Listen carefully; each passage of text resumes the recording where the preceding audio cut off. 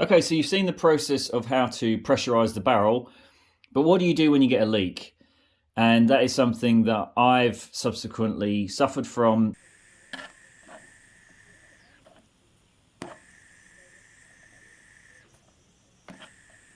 And you will definitely suffer from at some point or another, because these valves are not particularly great. They do tend to leak, or some part of this barrel will leak at some point. So the weak points obviously around here, where your tap joins into the barrel, around the cap here. Then you've got there's a seal here, a gasket where the valve seals onto here. You've also got a rubber ring here. I'm not entirely sure what that O-ring's on there, maybe just to hold it in place. And you've got another O-ring on top here. So all points of failure. So we're going to have a closer look at this valve and see how it works and how we can solve this. I thought I'd show you the two different types of valves again. So this one works slightly differently to this one. See my hand there? I was trying to look through the camera as I was trying to pick something up, trying to navigate my hand as if I was like a robot.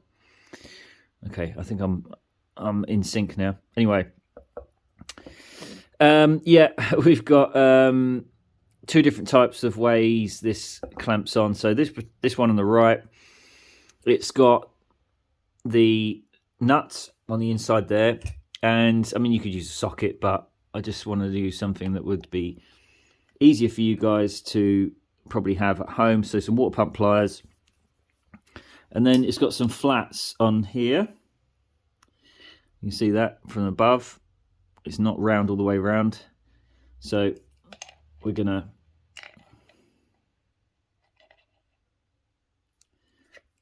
just undo it like that, and then we can just undo the nut,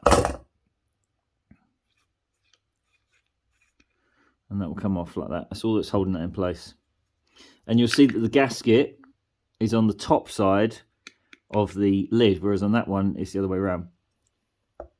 So the way this works is you put your gas bottle on the top there, and pressure goes in down through that hole, that small hole there, and then it comes out through, there's a hole drilled all the way through there. There's a diagram, I'll pop it up now. Probably not going to mean an awful lot to you, but it shows you the internals of how this thing works. So it's not really a very clever valve in my mind. It's literally just a hole drilled down through the center, and then a hole drilled across to allow the gas to come in. The reason they call it a valve, I suppose, is because you've got this rubber seal around here, and that is just at the right sort of tightness around the brass pin that it will allow the gas under pressure to come in. But then, of course, the pressure drops because it's in a bigger volume, and it will only allow it to go back out through the pressure relief hole, which is this one, if the pressure gets great enough, so to stop the thing blowing up. Now, the problem I had is that what's happening is the pressure is coming through the center hole, it's coming through here into the barrel, but then it's coming back through that exact same hole.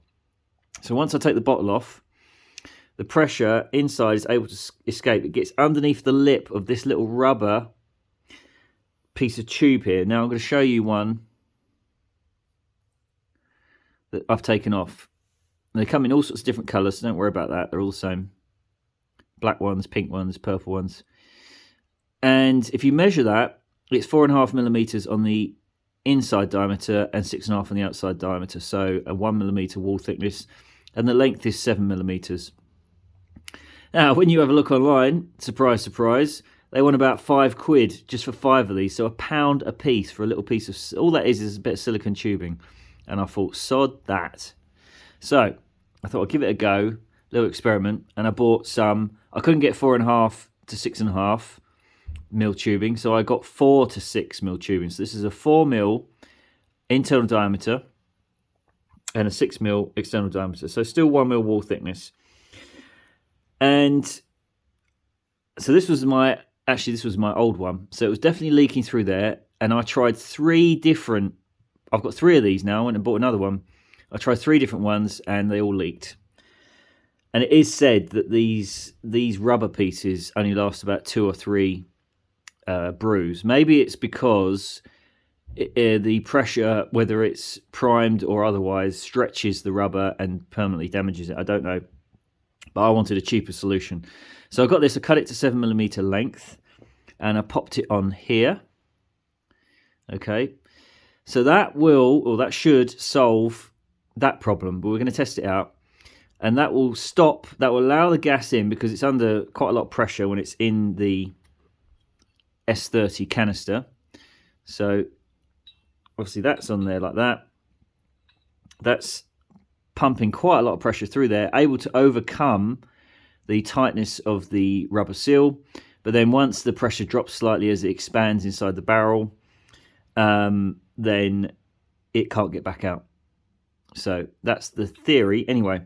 Now, the other thing you ought to watch out for, and this I'm sure again it's just a case of just measuring the tubing, but you've got this O-ring here.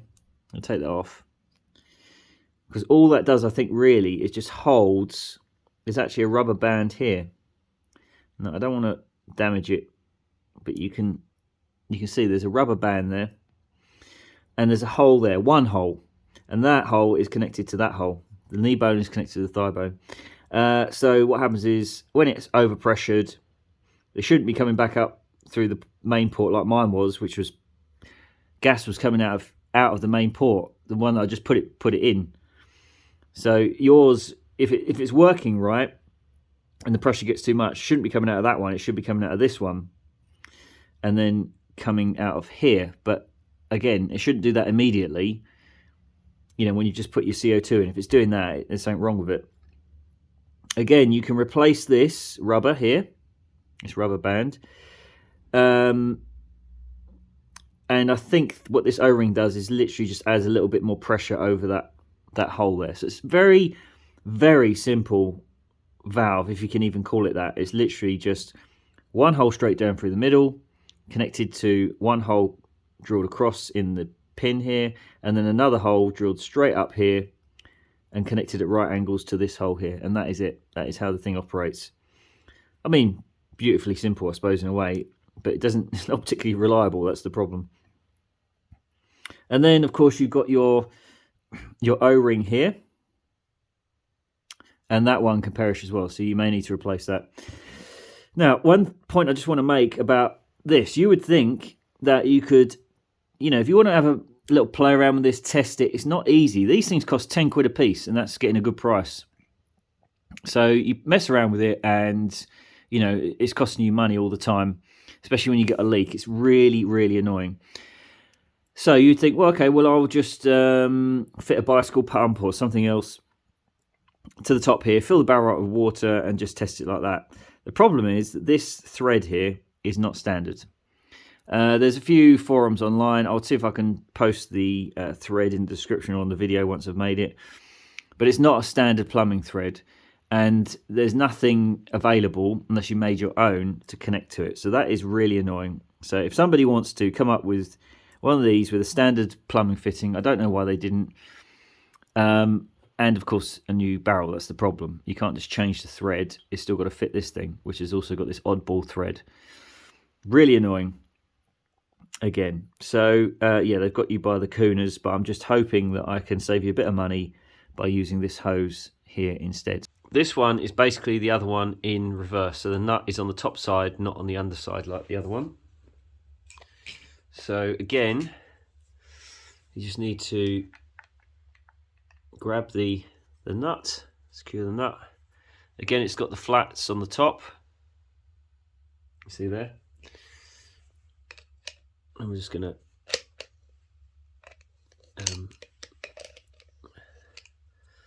yeah, because there's nuts on the other side, that's why it rotates the other way.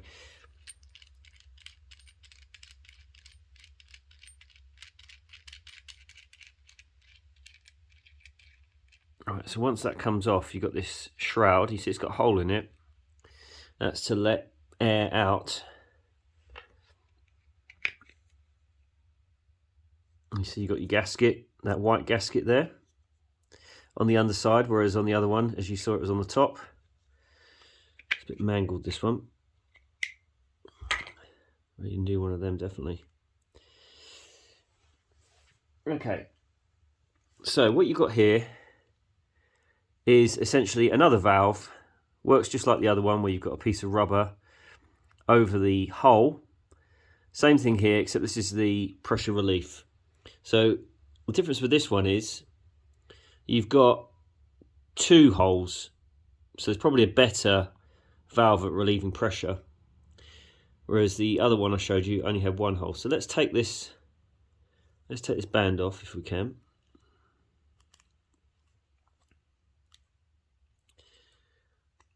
And you see it's a tight fit. Let's move that out of the way. Okay, so now you can see quite clearly that there's 2 holes, one on that side and one on that side. I'm not entirely sure if it goes all the way through. No, it doesn't, ends there. But anyway, that hole there in the end is clearly connected to that hole there.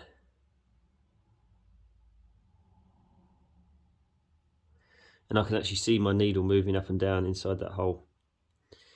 So that's drilled to connect to that one, and the same on this side. And then what happens is when this is sitting inside your barrel, if the pressure gets too great, it should exit through these 2 holes, and then it should overcome the rubber seal here. Okay, now again, this rubber seal comes as part of a kit, which may be expensive. I'm not entirely sure, but yeah, I think they were actually. I think they were about a similar price to these ones, so about £1 a piece. So what I'm going to do is I'm going to give you the dimensions of this, and I've actually ordered a piece of tubing again to replace this, so I'm going to explain to you what that size that is as well. So this measures in at, I reckon, 10mm internal, 12mm external with 1mm wall thickness. They are actually slightly different on both of the valves I've got. Slightly thinner on this one, but that's the tubing I've gone for. So I've got myself a length, again, super cheap on eBay. I don't know, 3 or 4 quid or something for a metre length. So 10mm ID, 12mm OD. So now I've cut myself off an 8mm piece. And I'll admit, it's not the squarest cut. It's really hard to actually cut a parallel cut. But to be honest, they didn't do much better job. So, you know, what are you paying for? Anyway, so that's what I'm saying. If these things are going to fail that regularly, then you really need a cheap source to replace them, especially when you're getting a lot of leaks. It's very annoying. Costing you a fortune in CO2. Okay, so that's that. I'm also going to reveal what the dimensions are of the O-rings, which both of these share in the top here. You'll see there's an O-ring in there and an O-ring here. So I'm going to flash the dimensions of that up on the screen now. And then also you've got this O-ring here. Dimensions again, I will flash up on the screen. And then you've got your gasket. Again, dimensions of which I will flash up on the screen. So if you can't get the replacements in a kit, it's probably easier just to buy the kit. But if you can't get them, then you can buy these individually because they are pretty standard items. The only thing not standard about this, as I said, is the thread. Anyway, let's get on and try our new refurbished S30 valve.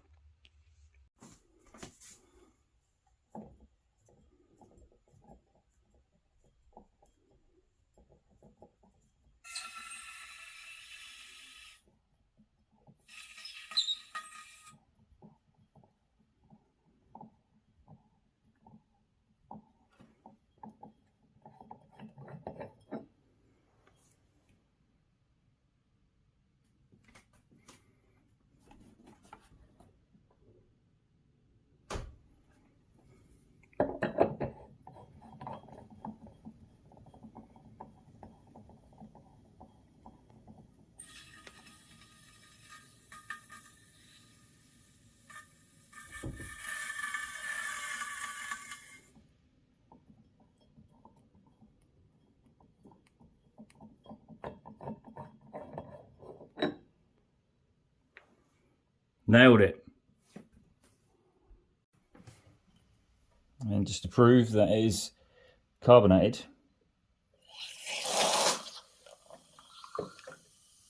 that's just water. So it's clearly worked and the valve is holding. Brilliant. Well, I have to say this has been rather overcomplicated. I don't know why they had to have two different valves with oddball threads, different gaskets and seals, but I guess that's the way of the modern world. Anyway, I hope this was useful to you.